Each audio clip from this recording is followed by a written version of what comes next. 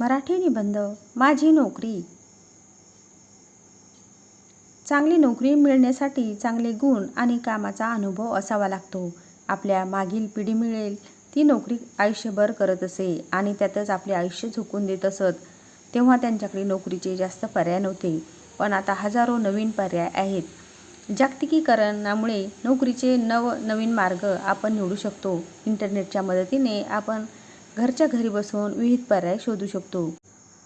नोकरी हा आपल्या आयुष्यातला एक खूप मोठा भाग आहे. यातून आपल्याला पैसा मिळतो, ज्याने आपण आपले आयुष्य रचतो. रोज आपण 8 ते 10 तास ऑफिसमध्ये घालवतो.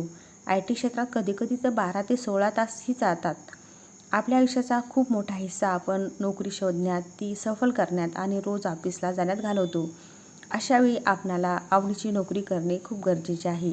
अशी नोकरी ज्यात तुम्हाला मनापासून आवड आहे. रोज सकाळी ऑफिसला जाताना आनंदी वाटेल अशी नोकरी. आताच्या युगात हे शक्य आहे, पण त्यासाठी तसे प्रयत्न केले पाहिजे. जर आपल्या आवडीची नोकरी असेल तर आपणास दिवसभर काम करणे जड जात नाही. उलट त्यात मजा येते. आपल्याला मानसिक त्रास होत नाही, चिडचिड होत नाही. अशाने आपण आपल्या कुटुंबियांना, मित्रमैत्रिणींना दुखावत नाही. यापेक्षा सर्वात महत्त्वाचे म्हणजे तुम्हाला मानसिक आनंद मिळतो. पण अशा नोकऱ्या चालून येणार नाहीत, त्या शोधाव्या लागतील. आपले छंद, आवड ज्यात आहे त्यात नोकरी शोधली पाहिजे. आजचे युवा तर एक पाऊल पुढे जात आहे. दुसऱ्याच्या हाताखाली काम करण्यापेक्षा ते आपला स्वतःचा व्यवसाय करत आहे. ते आपले आयुष्य आपल्या हातात घेत आहेत.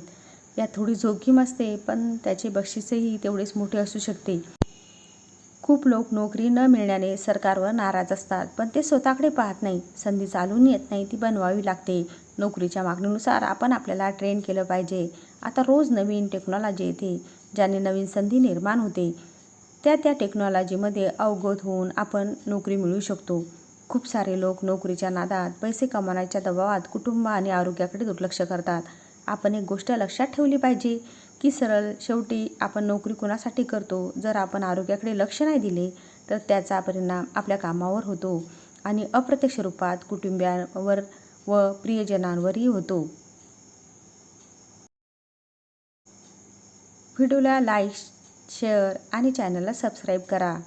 उद्याला पुन्हा भेटूया एका नवीन व्हिडिओसह. धन्यवाद.